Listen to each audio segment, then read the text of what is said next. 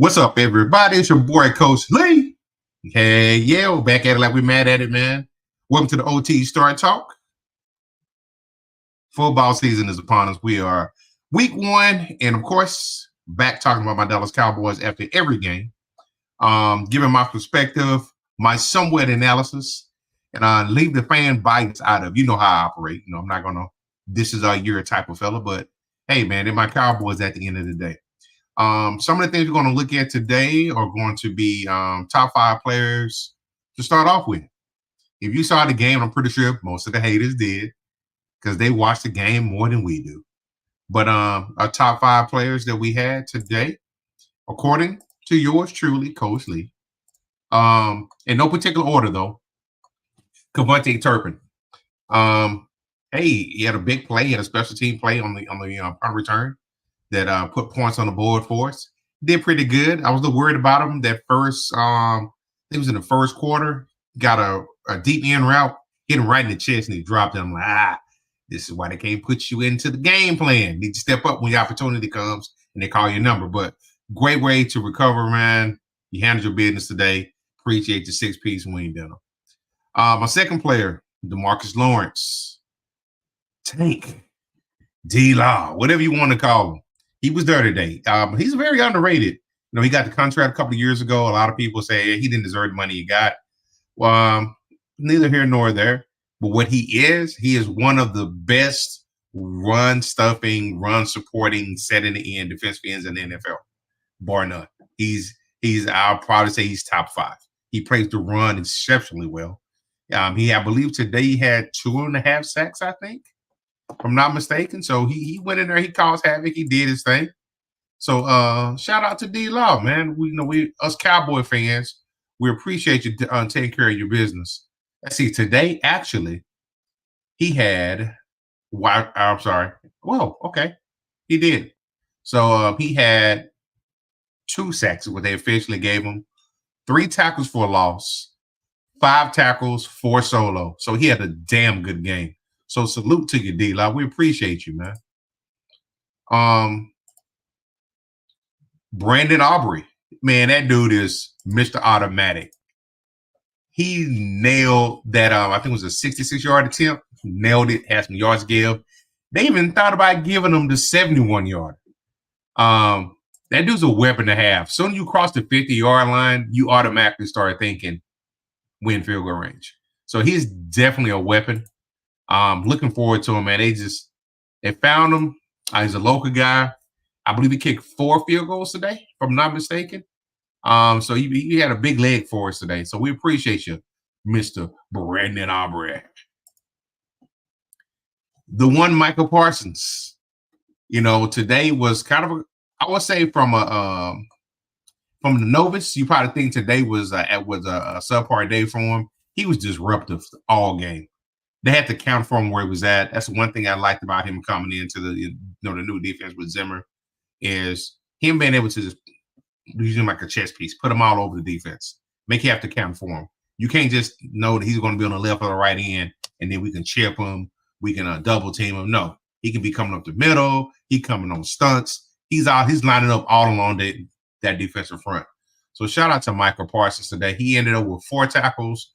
3 of them solo, 1 sack, 1 tackle for loss, 1 pass defense, 5 quarterback hits.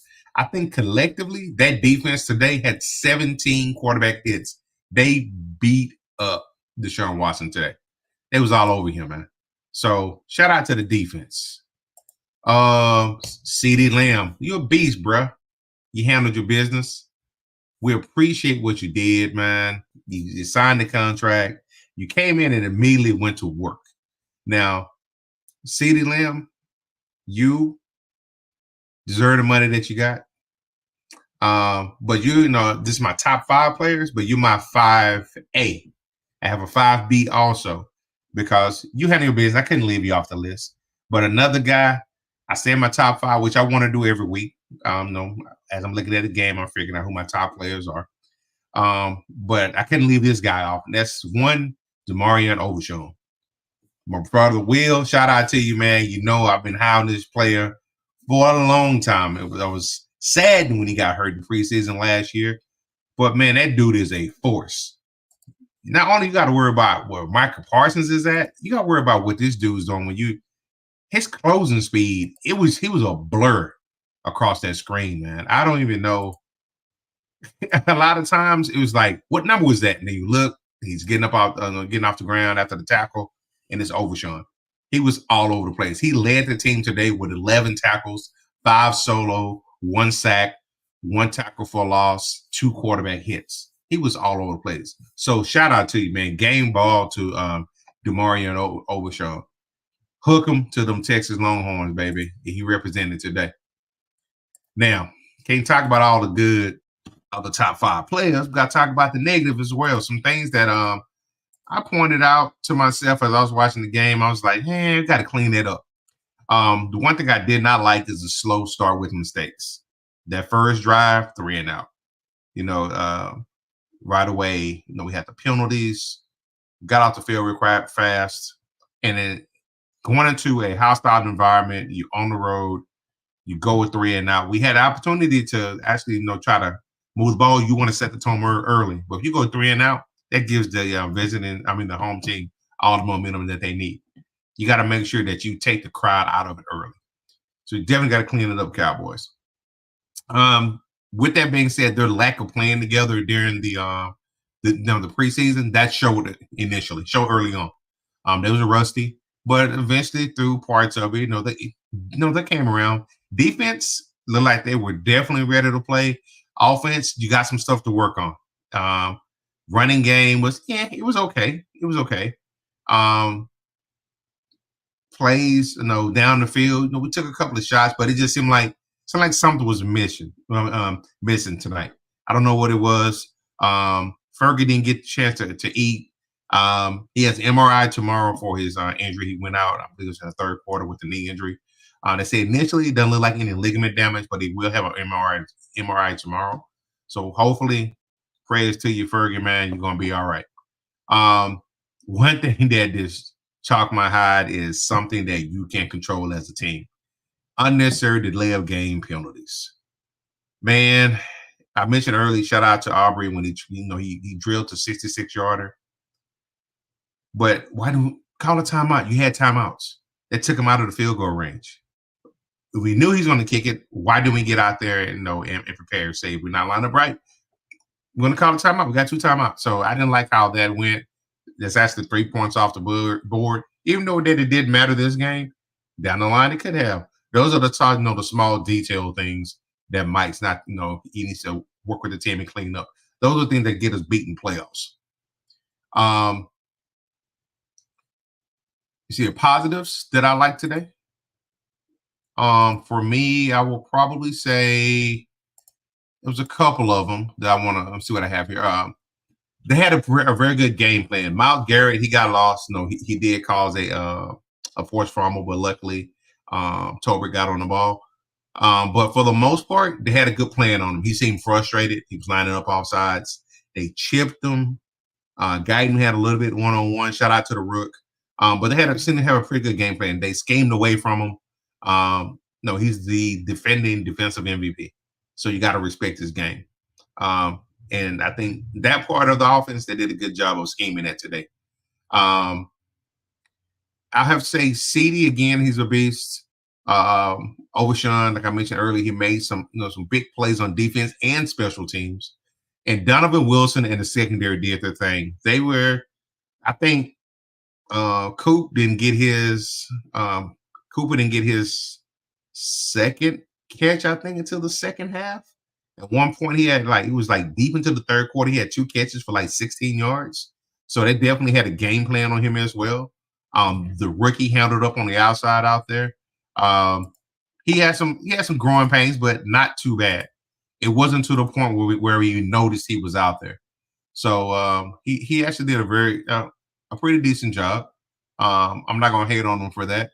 And that's Kalen Carson. He's a rookie. He handled his business. Coach Ad Harris coached him up. Coach Zimmer got him going. Also, Turpin with the big return and setting up his blocks, like I had mentioned. Yeah, that was pretty cool, man. I can't even hate on that.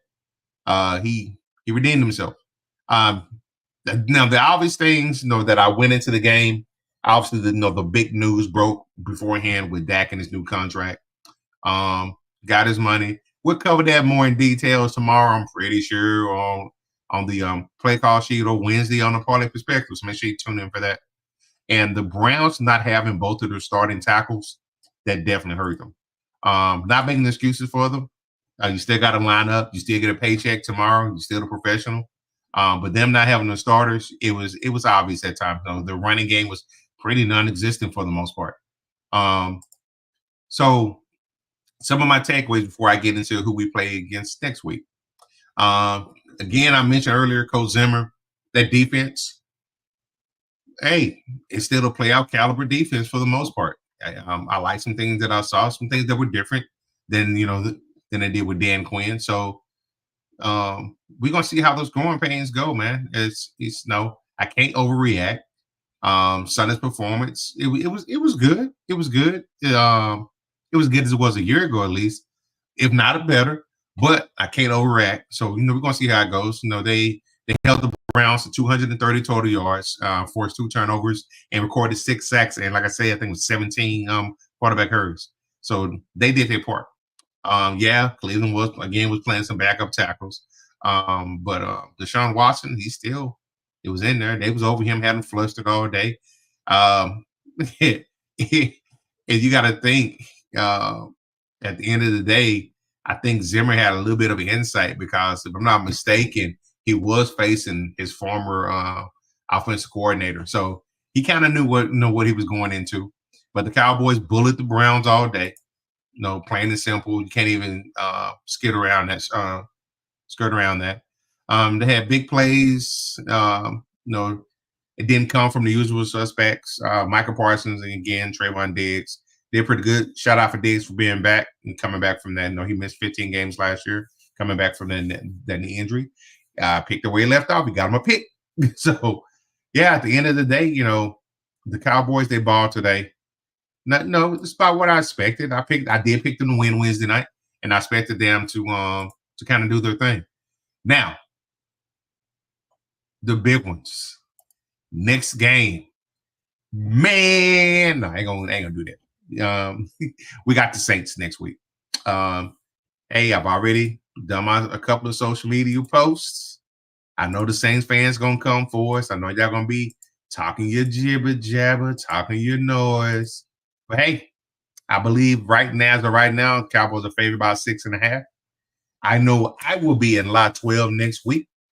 Doing my tailgating thing, shouting out my Cowboys, interacting with Cowboys fans, interact with Saints fans as they pass through the area.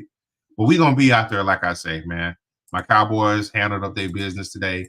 Looking forward to playing you Saints, man, to send y'all back down to Bourbon Street. I know y'all going to come in here doing your line on, the line dancing that you do. Y'all going to come here telling the red can represent. But hopefully we can send y'all back to town with the tail between your legs. But I'm here for the smoke regardless. And, man, looking forward to it. Soon as we saw it on the schedule, everybody from both sides said, it's within the group, it's some friendly bantering that goes on as far as us. But yeah, we're gonna take a quick break here, and then after the quick break, we're gonna come back. I'm gonna wrap it up for you. I'm trying to figure out what part are we gonna do today. What commercial y'all want today? I know my boy Will was here. I know which one he want. He probably want the one that involves what hose at? Hose water. Whether you've been playing hard or working hard, when your thirst needs to be quenched, there's hose water.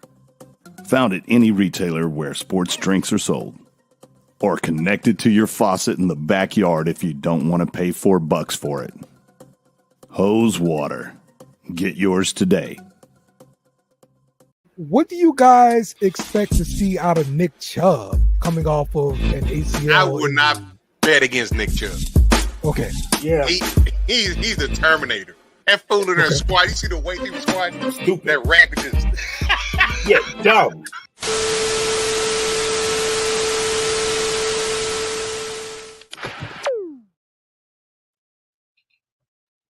Hey, make sure you tune in tomorrow night at 7:30ish. You know how we do it. We be on the CPT time to check out the play call sheet. It's going to be week 1. So you know the guys and I are going to have a whole lot to talk about. So make sure you tap in with us. We might even have the phone number live and open tomorrow for you to call in and pop your call about your team and how they did or didn't do today. But, man, with that being said, it's your boy, Coach Lee. This is episode number 1 of the OT Story Talk for my beloved Dallas Cowboys. We appreciate y'all. Holla at your boy. And like my man Dak says, peace. Thanks for watching our show. Remember to subscribe for more shows on the network. Smash the like button, share, and comment.